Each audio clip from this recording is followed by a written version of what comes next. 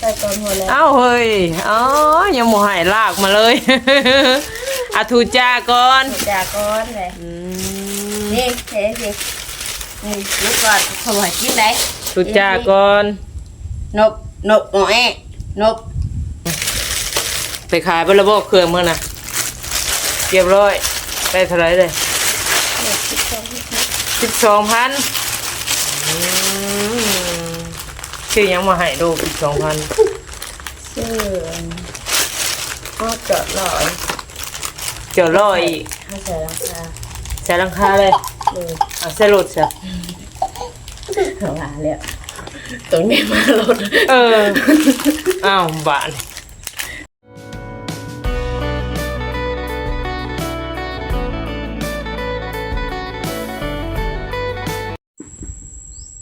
กับทักทายสบายดีเด้อพ่อแม่พี่น้อง FC เบอร์สุขุสู่คนไก่เย็นดีต้อนรับเข้าสู่สอดสนวนสายลุยอีกแล้วพี่น้องเอ้ยเนาะวันนี้ก็มาหาทางน้องน้ำมนต์พี่น้องเอ้ยทางสนวนก็มาเวียกเนาะมาสั่งของให้ทางน้องสมโอพี่น้องเอ้ยจังไรก็รุ่นน้ำกันเนาะว่าของยังที่ว่าทางสนวนสิมามอบให้น้องเพิ่นบ่ฮู้ว่าจังมื้อเนาะทางเพิ่นสิเฮ็ดแล้วพี่น้องเอ้ย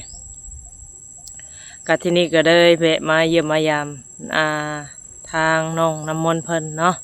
แล้วก็มีทางแม่ใจดีเนาะเพิ่นก็ว่าโอ้ยถ้าไปเยี่ยมพยายามน้องน้ำมนต์ก็ซื้อ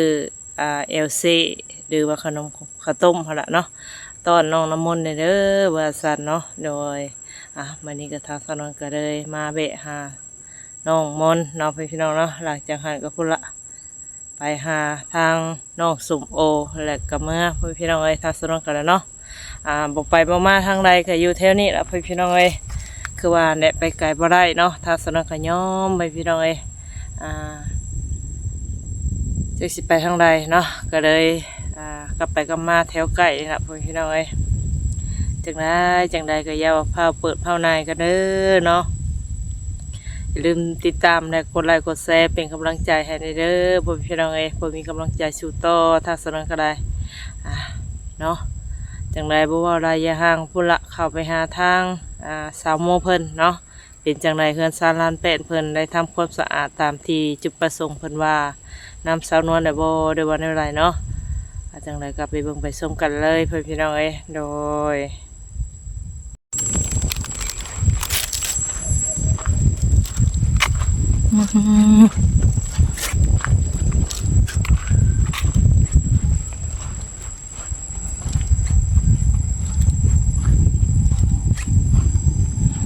โอ้เนาะเป็นอัดละถ้าสมอเห็ดยัง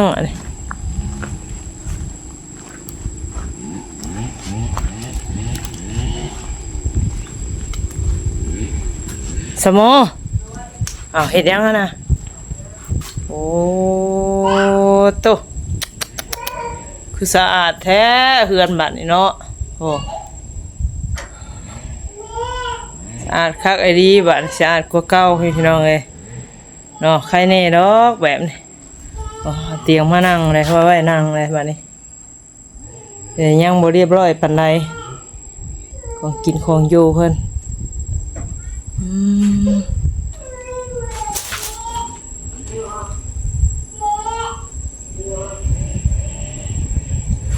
กี่มือก่อนยังหกเนาะเก็บเงียบพี่น้องเอ้ยใครกลัวเก่าอยู่บ้านเนาะสมองคือเกลือขาวของน้ำพี่น้องเอ้ยจ้ะสบายดีถูกจ้าเห็นได้ถูกจ้ายังอันนี้เสือมันทางหลังบ้านไผเฮ็ดให้นี่เอโมบ่ก็ตื่นนอนไปจักดอกมนนี่อันยังมาให้นะโอ้เสืองามบ่นะเสืองามบ่เฮ้ย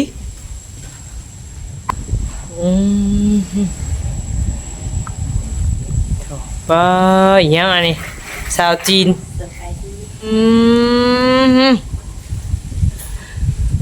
จะโมเป็นชาวจีนแล้วบ้านนี่นั่นแหละเนาะ เฮ็ดหยังอยู่บ่ได้เฮ็ดหยังบ่ได้เอาไปทางไหนเลยบาดนี่ ตะเลง ตัวเองสิไปใส่หึ เก็บประตู เก็บกระตุกคือเก่าแต่บ่ได้ไปกลางคืนติ เอาไปตอนหัวแล้ว เอ้าเฮ้ยอ๋อยังบ่ให้ลากมาเลย อาทูจาก่อน จากก้อนเลยนี่เฮ้สินี่ลูกก่อนเขาบอกกินไหน ทูจาก่อน นบหมอแอะนบบ่อแอะข่อย เดี๋ยว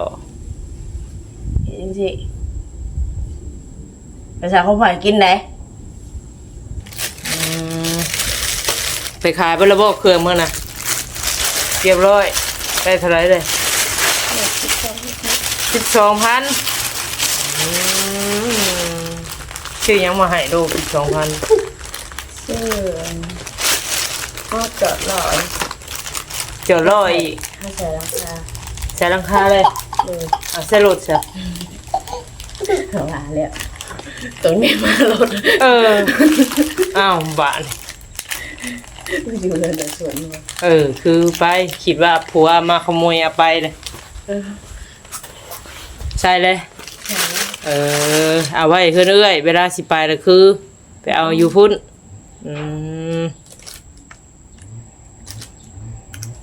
ถ้าเจ้าเราก็เฮ็ดเวียกเฮ็ดงานบ่ส่วงนี่ โมโหเลย เจ้าผู้ไปหาเฮ็ดเวียกเฮ็ดงานนำเรา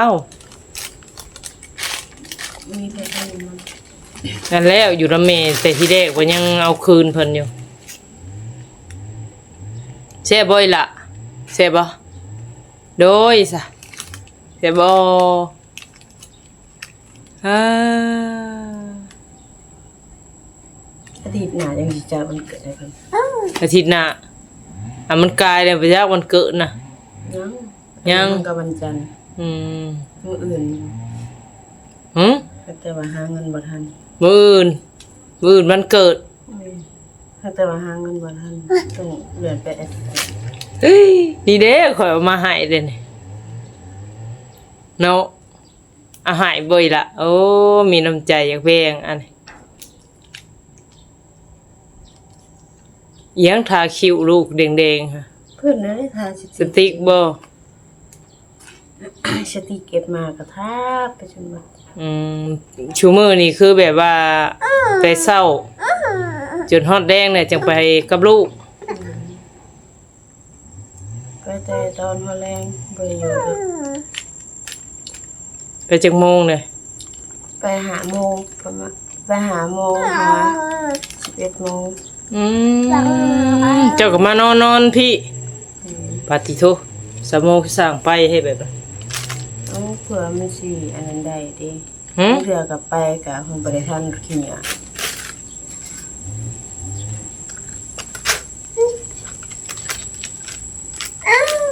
ยังพาลูกไปเลิกไปลื่นอยู่ข่อยว่าทางสิดีเจ้าหันไปกลางเว้นเอาดีกว่าแดดอ่อนนี่ประมาณนั้นน่ะ5 โมงไปหา6 โมงสิชั่วโมง1 ชั่วโมงไปหาเก็บแล้วก็มาอยู่ฮอด11 12 โมงก็ละเขาเลาะแท้หลายๆบ่เครื่องน่ะ เผื่อก็ห้องบ่ได้ทันเขา มีคนเก็บอยู่บ่ นี่ เออจะไปจุดนี้ก็มีเนาะแบบนี้ก็เนาะ แม่น ข่อยคิดว่ามีแต่เจ้า บ่ได้อึดคนเก็บนะ เนี่ยมันขายได้เนาะ แม่นมีคนเข้าไปเฮ็ดสระพวกเฮาไปตำนานเขาก็ว่าใส่เฮา เอาแนวใดนะ เอาเขาสระ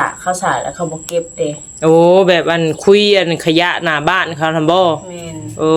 เขาบ่เก็บแล้วเขาไปนำรักเขาบ่เก็บให้เขาบัดนี้เขาไปว่าใส่เฮา คิดว่าเจ้า แม่น อืม วันได้เขาเฮ็ดสระเฮาก็บ่ลง อืมอืม อันนั้นก็ได้เก็บได้เลย ไม่หยังอันนี้อยู่ๆก็เอามาใส่มือคอยจับโมโอ้ยลูกเจ้านี่บ่อยละอยากให้ใช่บ่ ถ้าวันเกิดได้เก็บเอา อืม ก็ฝากเก็บมานํประกาศใส่ให้เพิ่น โอ้อย่าเป็นทิพย์เนี่ยของดีได้นี่เจอของดีได้ซะ เดี๋ยวเพิ่นมันบ่นั่นแหละเพิ่นทิ่มแล้วตู่ไปเก็บมา อันยังอยากหายอยู่ จับโมลูกเจ้าลือแท้ เนาะอันนี้ทางหลังเป็นอันน่ะธาตุหยังสะโมนี่พระเขมรบ่ ผ่าละ พระลาว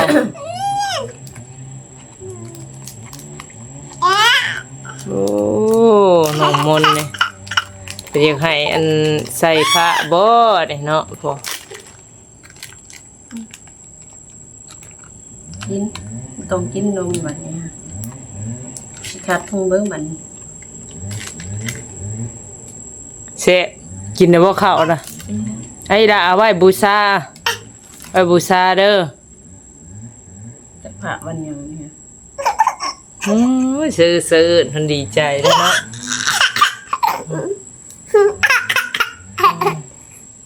เสะบ่ขนมมาจากอันได้สมโมน่ะ ชอบ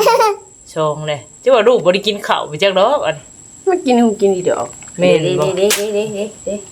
คงกินหยังน่ะเฮ็ดหยังให้ลูกกิน อันนี้ขอไข่ ขอไข่ป้าหันแล้วอีกล่ะป้าหันแล้วหืมเห็นให้บ่สิเอาแล้วเอามาแล้วซะสิอยากให้แม่เอาเลยเด้อเอาแล้วนี่เอาแล้วยังล่ะ ทำแก้ม อ่ะยังอ่ะนี่เฮ้ยอยากมาหาเนี่ยไม่ยังอ่ะนี่ฮะ ไม่ ฮะเอาหมนนี่ปฏิทินแบบนี้เอาฝนตกบ่มื้อใดฝนตกเลย ต้องขึ้นได้เลยเดียว ทางที่ดีน่ะจะไปเก็บกลางคืนเนี่ยมันอันตรายได้สมอยหลายสิ่งหลายอย่างเสี่ยงอีกลูกได้สนอนใช้น่ะ นอนทางหนาคือกัน ตากน้ำหมอกน้ำเมฆอะไรมาดึกดื่นก็ได้ ถ้าไว้ที่จอดบนทางกลาง ทรีมาบ่ ถ้าไว้ที่จอดบนทางกลางไปซื้อเล็กมาก็จอดบนทางกลางพอให้คนนอน นอนทางหนาอีกอย่างมันก็เสี่ยงเลย เงินตำนี่ตำหัดจะให้นอนใช้ทางหน้านะข่อยบ่เข้าใจ มันมีเล็กทางหนาเด้ โอ้ยจะโคตรลูกนอนหันพ่อนะ เราเห็นเป็นบนเห็นบนอยู่ พอดีเหยียดได้เลย นี่ โอ้ยพอได้เห็ดให้สร้างเห็ดแฮะ เลข12ดิ อย่ามาตำนี่ตำหันเอาไปชูลูกซะเนาะ ถ้าเวลาได้เงินถ้าไว้ที่จอดอยู่ทั้งทางกลางเลยทางในเลยจอดให้เป็นรองอากาศเอาบนนอนเย็นนั้นทางหน้ากาเมียนบนใส่กระสอบ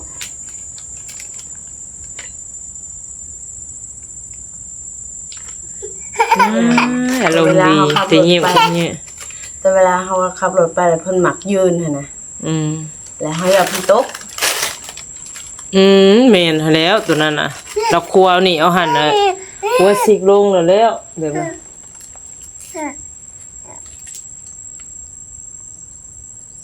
แล้วก็ซีมาแต่ใช้สะนี่ ตัดเอาเลยนี่ ไฟผ้ารับบ่ บอก คือมีเทียนมีหยังซะนะ ที่อันเราเก็บมาเลยแหละ เก็บมาเมื่อวานนี่ เก็บมาแต่พร้อมตัวนั่นแหละ โอ้โดนนานเลยกิน อีลิ้น มันบ่แม่นหยังดอกคนนอนสงัดได้เจ้าบัดงูอวยมาหาเฮือนซานอีกอย่างให้ญาติเจ้าง่วงรับในหั่นแหละบ่เคยรับบ่ เคย หาเจ้ายังกะไปอยู่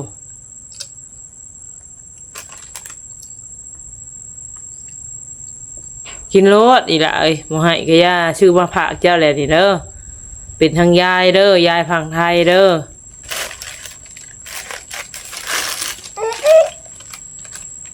ชลาบกจากกินข้าวอยากกินเด่นดอกมันกิน จักมันหยังอยากมาหาแต่ข่อยสมอย มันติดจ้ะ เอามือเลี้ยงใช่บ่ให้บ่โมให้บ่ล่ะมนมาเมื่อบ่มนเมื่อแม่นวลบ่หัวเมื่อบ่ปะเมื่อปะโมปะเมื่อเนาะ เขาอยู่ชนิดนี้คันอยู่ใกล้ๆกันนี่ฮะมันติดเลยแหละไปใช้กันไปน้ำรวด โอ้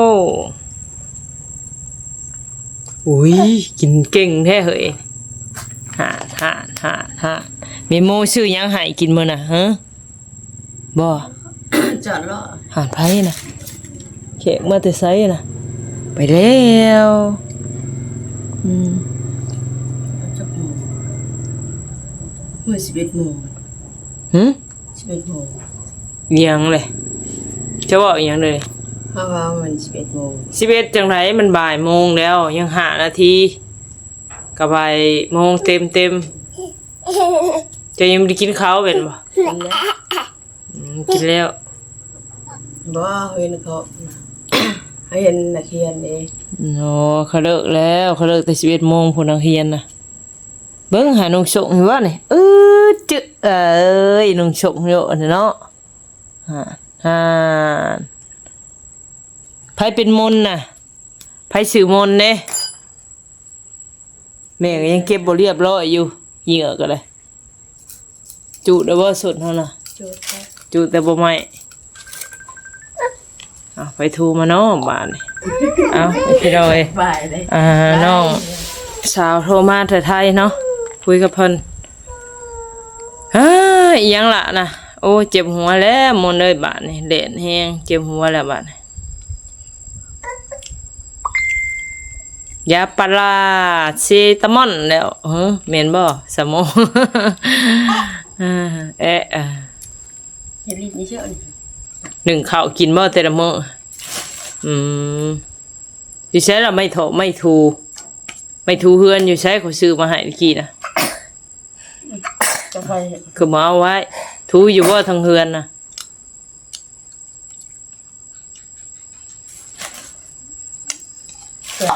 เสือน้อยก็บ่ใส่เลยคุมื้อนี่เสือน้อยเพิ่นซื้อให้เลยจ้ะอีหยังอะนี่ฮะเอาพระมาให้ข่อยอีกได้สมอยอีหยังไอ้เบิ่งพระน้อย มื้อซื่นตอนมื้อวันพุธเฮาได้เก็บเงิน 10,000 วันนี้แบบไปคนแบบเฮาบ่ได้ปลาทู เอา ได้ปลาทูบ่ได้เฮาบ่จม คนอยู่ใส่ อยู่ทางเคียเฮาก็เก็บมาเมียนวันนี้เฮาว่าเฮาไปหอดเฮือน ปลาทูยังปลาทูเน่า ปลาทูเขาหนึ่งแล้ว เอา คงสิเป็นปลาทูเราแล้ว เขาก็ คงจะเป็นปลาทูเน่าจักอยู่มันเน่ายังเก็บมาบ่ เก็บไปให้มาหน่อยเราเด้ โอ้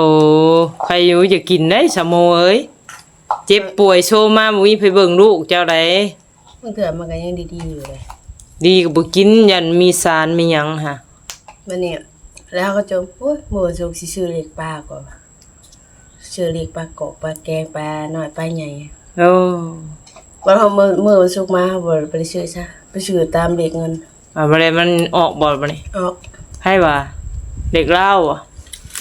เด็กรัฐบาลหั่นบ่หวยรัฐบาล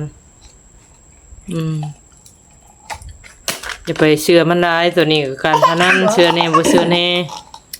เฮามื้อนั้นเฮาก็บอกไปซื้อเฮาบ่ได้คิดว่ามันสิออกเนาะ เพิ่นอยากให้ไล่ เฮาขึ้นมาเติมเช้ามาเฮาไปเฮาก็ไปแต่เช้าไปเฮาก็เก็บเงิน 10,000 เลขเงินก็จื้อง่ายเลขเงินก็ เป็นอะไร อันน่ะ8966 080เลขเงิน เอายังอ่ะน่ะกับจีบ่ โอ้มคือทำเห็นกับโกเลยมื้อ กับเปกับเอกับเกะบ่ กับโก กับโกอะโป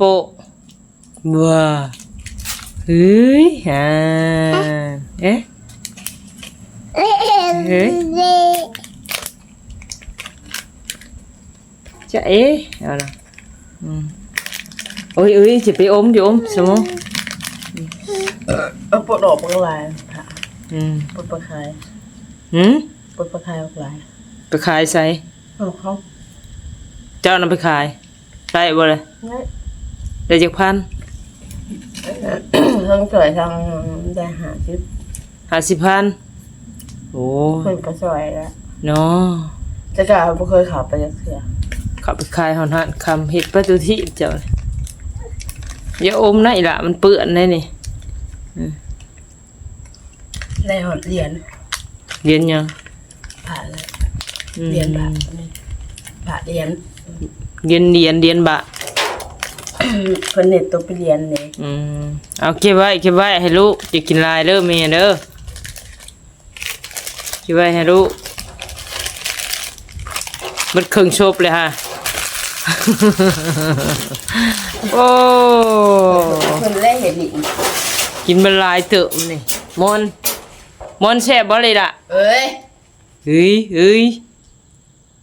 จ๊ะ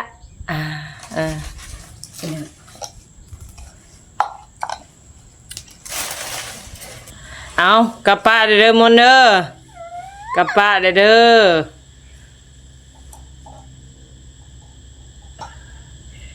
ขอบใจเด้อทางมีใหญ่ใจดีที่ซื้อขนมมาให้น้องมนต์ขอให้แม่อยู่ดีมีแฮงให้สุขภาพแข็งแรงความเจ็บจะได้ความไขอย่ามีการงานก็ขอให้ก้าวหน้าขอบใจเด้อ เนาะพี่น้องเอ้ยเนาะเพิ่นก็เป็นห่วงเป็นใยน้องมนต์หั่นล่ะซื้อขนมข้าวต้มมาตอนมาฝากเอาไว้อีกล่ะเด้อกลับป้าเด้อบาดนี้เด้อสบายดี กราบสวัสดีเด้อสวัสดีเด้อน้องมนต์ ไปแล้วบาดนี้บ๊ายบายเอ้ยเสียงหัวโอเคพี่น้องเอ้ยมาส่องเมืองทางสมองกับลูกเพิ่นเนาะกระทรวงนี้คือว่าแหละเพิ่นกะโอกาสออกข้างนอกไปค่ำๆคืนเนาะเพิ่นว่าสิอยู่เฮือนอยู่ซ่านนี่แหละเขาบ่จักทางเลือกพี่น้องเอ้ยหาเงินหาค่ำเราหั่นล่ะเนาะถ้าบ่ไปเก็บเครื่องเก่ากับบ่มีเงินใช้ก็คือว่าหั่นล่ะเพิ่นก็อยู่เฮือนอนามัยเฮือนซ่านถือว่าเป็นรายเตอะพี่น้องเนาะจังไรขอบคุณไปทางผู้รักผู้ใหญ่เด้อที่ให้ทางสาวนวลเป็นสะพานบุญให้ก็ขอให้บุญคำนำสู่เพิ่นขอให้เพิ่นอยู่ดีมีแห้งความเจ็บอย่าให้ได้ความไข่ขยะให้มี